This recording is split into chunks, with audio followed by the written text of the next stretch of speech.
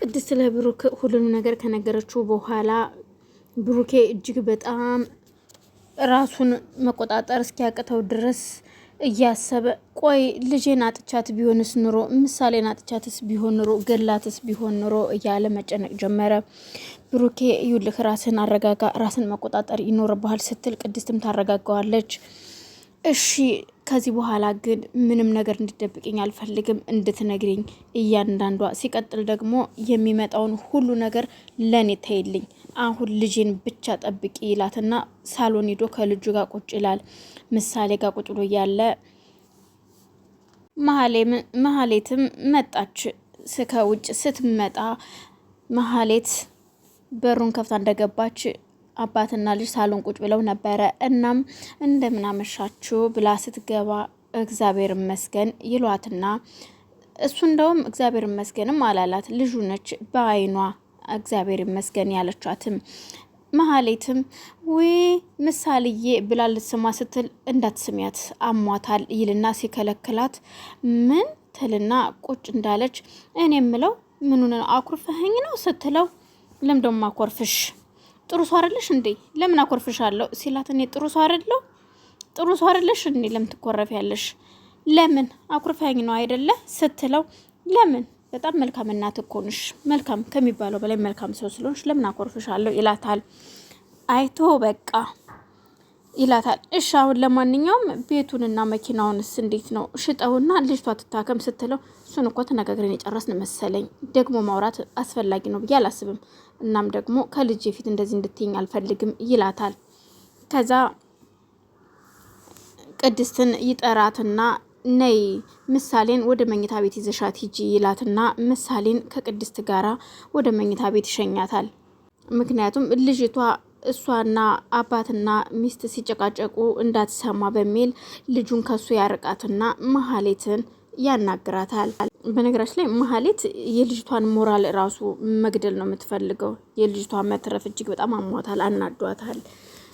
የንብረቱን መሸጥ እጅግ በጣም አንገብግቧታልና ሁሉን ነገር ልጅቷ እንድትሰማ እየሰማች ውስጧ እንዲያስብና እንዲጨነቅ ነው የፈለገችውና እሱ ደግሞ ደስ የሚለው ነገር እጅግ መልካም አባት ስለሆነ የልጁን ሞራል ስለጠበቀ ለዛም ነው ቅድስትና የወሰጃት ብሎ ወደ መኝታ ቤት እንድትሄድ እንዳትሰማ የሚወራውን ነገር እንዳትሰማ አድርጎ በራቸውን ዘግተው ነበር ሁለቱ ሲያወሩ የነበሩና እጅግ በጣም ደስ የሚል አባት የእውነት። ቅድስት ቆይ ለምንድን ነው በልጄ ፊት እንዲህ አይነት ነገር አታውሪ የምትለኝ?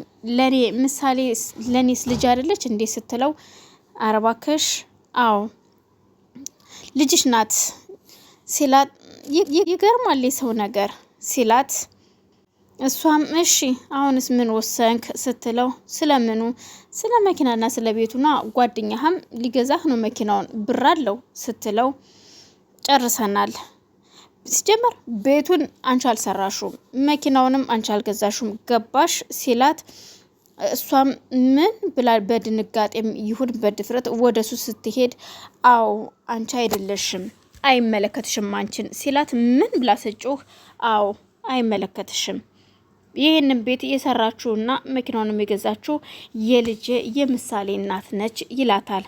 ስማ ትለዋለች። ምሳሌም ከቅድስት ጋር ሆነው መኝታ ቤት እንዴት ነሽ ምሳሌ ስትላት አሁን ደህና ነኝ ቅድስትዬ ደህና ነኝ ትንሽ ብቻ ጉሮሮዬን ያመኛል እንጂ ደህና ነኝ ትላታለች። አይዞሽ ገና በደንብ ትችኛለሽ ስትላት እሺ ትልና እኔ ምልሽ ቅድስት ስትላት ወይዬ ትላታለች። ለምን እናቴ አትሆኝም ግን ስትላት ምን አዎ ለምን እናቴ አትሆኝም እንዴ መሀሌት እኮ እናትሽ ነች ስትላት አይ መሀሌትን አልፈልጋትም ትላታለች። አረ እንዳሰማሽ ስትል አዎ እና አልወዳትም አንቺ እናቴ ሁኚ ስትላት ቅድስትም እንዴ ለምን ታዲያ አባዬን አትጠይቂውም ትላታለች እየሳቀች።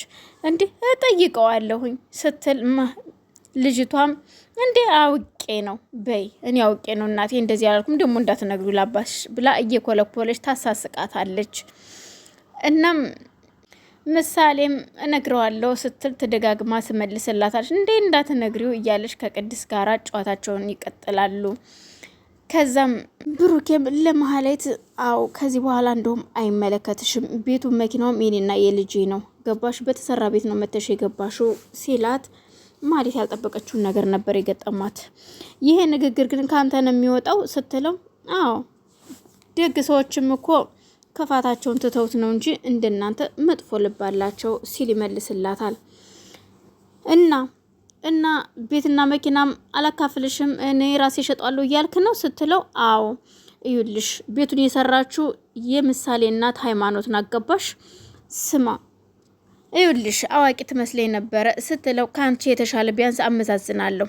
እዩልሽ ፈርመ እንዳገባኝ የረሳው ይመስላል ፈርሜ ባገባሽ ስታዳ። አዎ ለምሳሌ አሁን ቤቱን ያሳደስከው እኔ ከገባው በኋላ ነው። ከሰሽኛ ታዲያ ምን ችግር አለው? ከሰሽኝ ስትለው፣ ታዲያ ምን ችግር አለው? እከስሃለሁ ስት አንቺ ግን በጣም ጨካኝና አረማኔ ሴት ነሽ ሲላት፣ ችግር የለውም ክሰሽኝ፣ ደግሞ ከሱም ታውቃለህ 1-2 አመት ይፈጃል። ስለዚህ ልጅህን ታጣታለህ ማለት ነው። በመሀል ቤቱ ስለማይሸጥ ገባህ? ይልቁን ብታስብ ይሻልሃል ስትለው እጅግ በጣም ይናደዳል። ደግሞ ምሳሌ አትኖርም ከእጅግ ላይ ታመልጣለች ስትለው እጅግ በጣም ስሜታዊ ይሆናል። ምክንያቱም እሷም እርግጥ ከሞገስ ጋራ ያው በድብቅ አውርታ ስለነበረ በልበ ሙሉነት ነበረ። በነገራችን ላይ ብሩኬን ሞገስ ይገዛሃል እያለች ስትነግረው ነበርና እሱም እጅግ በጣም ስሜታዊ ሆነና፣ ስሚ ለምሳሌ ስላሰብሽላት አይደለ በሕክምና ፋንታ መድኃኒቷ ላይ መርዝ በትነሽ የሰጠሻት አለና ሳይጨርሰው በድንጋጤ ይቀራል። አዎ ስትል እሷም ትመልስለታለች። እናም ብሩኬ ተነስቶ ከልጁ ጋር ከሄደ በኋላ ልጁም ተነስታ እንቅልፍ አልተኛችም እንዲ አልተኛሽም እንዴ ስላት፣ ተኝቼ ነበር ቅድስት አብራይ ነው እኮ ያደረችው ስትለው፣ ለምን ፈርተሽ ነው ሲላት፣ አይ መታ ነው። እናም ልጁም ተነሳችና አባዬ መቼ ነው ሆስፒታል የምንሄደው ስትለው፣ በጣም እየተከዘ ችግር የለውም በቅርቡ ወስድሻለሁ፣ አይዞሽ እሺ፣ ጠንካራና ብርቱ የማይበገር አባት አለሽ እሺ፣ እኔ ልጅ አሳክምሻለሁ ሲላት፣ እሺ ትለውና በቃ ተኝ አባዬ የሆነ ነገር ልጠይቅ ስትለው፣ ምን የሆነ ነገር ልጠይቅህ አለችና ልጠይቀው የነበረው ቅድስት ያለችውን እናት እንድትሆናት ነበረ። ከዛ እንደውም ተው በቃ ስትለው፣ እሱም ሚስጥር መደበቅ ጀመርሽ ማለት ነው፣ በቃ እሺ ይሁንልሽ ብሎ ትቷት ወጣ። ማለትም ሳሎን ቁጭ ብላ ቅድስትን በቁጣ ስትጠራት አቤት ብላ ስትመጣ፣ እሷ ግን ያለ ምንም ምክንያት ነበር የጠራቻትና አቤት ስትላት፣ እትዬ ማለቱም ቀረ እንዴ ስትል፣ አቤት እትዬ ስትላት፣ እሺ የት ሄደው ነው ብሩ